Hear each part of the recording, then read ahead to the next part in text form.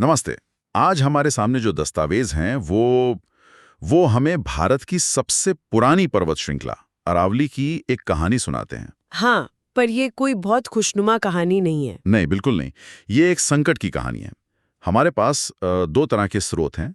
एक में तो बहुत गहरी पीड़ा और गुस्सा है, जो मतलब सीधे सीधे व्यवस्था पर सवाल उठाता है। और दूसरा स्रोत इसी संकट का बहुत ही शांत, एक तार्किक विश्लेषण करता है। हाँ, और हमारा मकसद है कि इन दोनों को मिलाकर ये समझा जाए कि ये मामला सिर्फ कुछ पहाड़ियों को बचाने का क्यों नहीं है, बल्कि ये हमारे भविष्य की बुनियाद से कैसे जुड़ा हुआ है। तो चलिए इसकी गहराई से पड़ताल करते हैं। बिल्कुल। और इन दोनों स्रोतों को एक साथ रखकर देखने पर जो सबसे बड़ा और बुनियादी सवाल खड़ा होता है, वो ये है कि किसी पहाड़ की पहचान क्या है? क्या वो सिर्फ मीटर में नापी गई उसकी ऊंचाई है, या फिर उसकी वो भूमिका है जो वो हजारों लाखों सालों से उस पूरे इलाके के जीवन और पर्यावरण के लिए निभा रही है? सही बात है। अरावली का पूरा संकट मुझे लगता है इसी एक सवाल के जवाब पर टिका है कि हम प्रकृति को किस नजर से देखते हैं। ठीक है, तो चलिए इसी सवाल से शुरू करते हैं। एक स्रोत बताता है कि अरावली को परिभाषित करने के लिए 100 मीटर ऊंचाई का एक पैमाना प्रस्तावित किया गया है। हाँ, पहली नजर में ये बहुत तार्किक और सीधा लगता है ना, कि एक साफ सुथरी लाइन खींच दी। जो पहाड़ी 100 मीटर से ऊंची है वो अरावली है, और जो उससे नीची है वो नहीं है। हाँ, मामला सुलझ गया। हाँ, मामला सुलझ गया। पर यहीं पर ये मामला सुलझने के बजाय और ज्यादा उलझ जाता है, क्योंकि स्रोतों के मुताबिक ये जो तकनीकी स्पष्टता दिख रही है, असल में यही सबसे बड़ा धोखा है। अच्छा। ये अरावली की आत्मा को समझने में हमारी सबसे बड़ी नाकामी है। देखिए, अरावली कोई हिमालय जैसी युवा और ऊंची पर्वतमाला नहीं है। ये दुनिया की सबसे पुरानी श्रृंखलाओं में से एक है, जो करोड़ों सालों के मौसम की मार झेलकर घिस चुकी है, विनम्र हो चुकी है। इसकी असली शक्ति इसकी ऊंचाई में नहीं है, बल्कि उसके फैलाव में है। हाँ, उसके फैलाव में है, उसकी छोटी छोटी पहाड़ियों के जाल में है। तो ये 100 मीटर की शर्त लगाने से असल में नुकसान क्या हो रहा है? स्रोत में एक बहुत ही जबरदस्त उपमा दी गई है।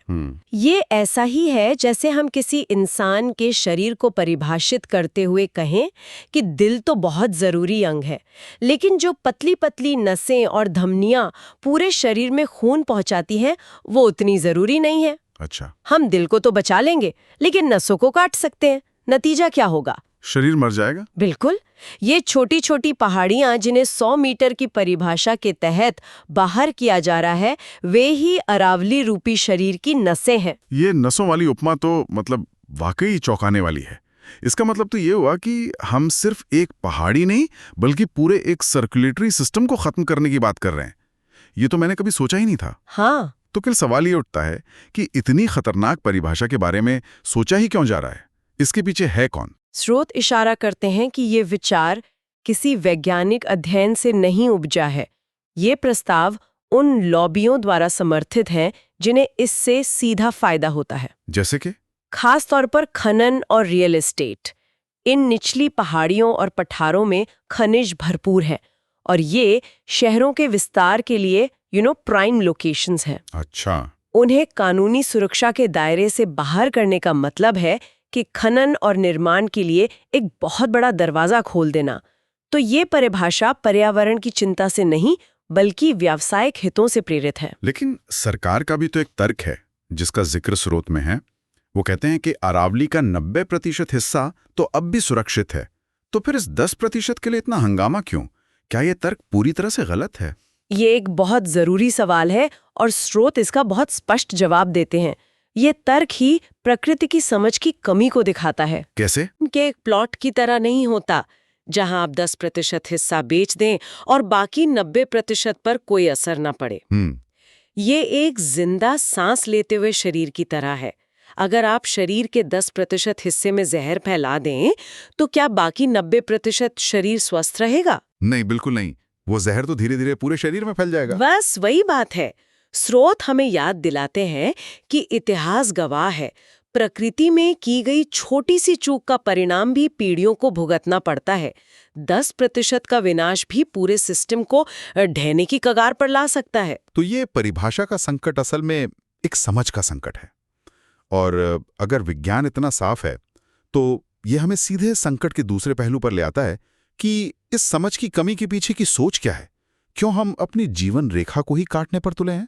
बिल्कुल, यह हमें तकनीकी बहस से निकालकर एक ज्यादा गहरा, एक दार्शनिक सवाल की ओर ले जाता है। और यहीं पर वो दूसरा स्रोत सामने आता है जिसकी भाषा बहुत कठोर है, उसमें दर्द है, गुस्सा भरा हुआ है। हाँ, वो कहता है कि हम आत्मसुख तत्व से प्रेरित मुट्ठी भर स्वार्थी और विवेक से अंधों और नरपिशाचों के द्वारा शासित हैं। ये बहुत ही शक्तिशाली शब्द है। बहुत ज्यादा। ये स्रोत इस संकट को किसी अनजाने में हुई गलती या कोई पॉलिसी की चूक के तौर पर नहीं देख रहा, नहीं, बल्कि इसे कुछ लोगों के लालच का सीधा नतीजा बता रहा है। और इस गुस्से और निराशा का सीधा संबंध दूसरे स्रोत में बताई गई वैचारिक समस्या से है। समस्या ये है कि अरावली को आज भी एक भूमि संसाधन, मतलब एक लैंड रिसोर्स के तौर पर देखा जा रहा है। एक ऐसी चीज जिसे खोदा जा सकता है, बेचा जा सकता है। हाँ, जिस पर निर्माण किया जा सकता है। उसे एक प्राकृतिक विरासत, एक नेचुरल हेरिटेज के रूप में नहीं देखा जा रहा, जिसे हर हाल में आने वाली पीढ़ियों के लिए बचाना है। जब तक हमारी सोच का शुरुआती बिंदु ये रहेगा कि विकास के लिए कितना हिस्सा छोड़ा जा सकता है, तब तक विनाश का रास्ता हमेशा खुला रहेगा। तो आप कह रही हैं कि सवाल पूछने का तरीका ही गलत है? हाँ, स्रोत के अनुसार सही सवाल ये होना चाहिए कि कौन सा क्षेत्र बिल्कुल अछूता रहना चाहिए। इस विरासत को बचाने के लिए हमें क्या क्या कुर्बान करना पड़ सकता है। अच्छा। जब आप किसी चीज को विरासत मानते हैं तो आप उसकी कीमत नहीं लगाते, आप उसे अनमोल मानते हैं। आप उसे बाजार की वस्तु नहीं समझते। ये सोच का जमीन आसमान का फर्क है। एक सोच शोषण की ओर ले जाती है, दूसरी संरक्षण की ओर। इसी हताशा को दिखाते हुए स्रोत में एक बहुत ही चुभने वाला शेर भी है। हाँ, मैंने भी पढ़ा। जब चुना ही है उसे कत्ल का हुनर देखकर, तो मायूस क्यों हो लाशों का शहर देखकर। वाह! ये सिर्फ निराशा नहीं है, इसमें एक तरह की चेतावनी भी है कि हम जिस रास्ते पर चल रहे हैं उसकी मंजिल तो यही होनी थी। ये कोई हादसा नहीं है। एक पल रुककर, ये बहुत कठोर शब्द है, लेकिन ये उस गहरी हताशा को दर्शाते हैं जिसका जिक्र स्रोत में है। ये दिखाता है कि लोग इसे नीतिगत विफलता नहीं, बल्कि एक जानबूझकर किया गया कत्ल मान रहे हैं। और अगर हम इसे बड़े परिप्रेक्ष्य में देखें तो ये विकास शब्द के असली मतलब पर ही सवाल खड़ा कर देता है।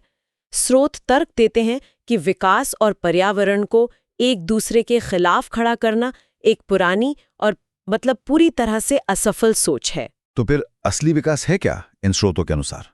असली विकास वो है जो टिकाऊ हो, सस्टेनेबल हो। वो विकास जो आने वाली पीढ़ियों के लिए साफ हवा, पानी और एक स्वस्थ धरती को सुरक्षित रखे।